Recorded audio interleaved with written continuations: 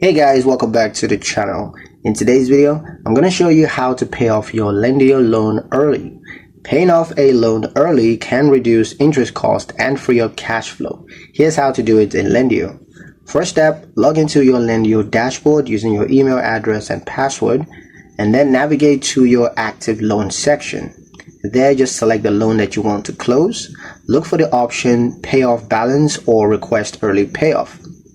Review the payoff amount. This includes outstanding principal as well as the accrued interest and possible prepayment fees depending on, of course, the lender terms.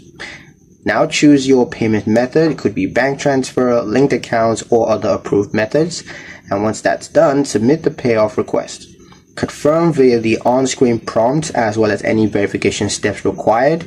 And once that's done, you're going to receive confirmation once the loan is closed. You can, of course, download your loan closure statements for your personal records.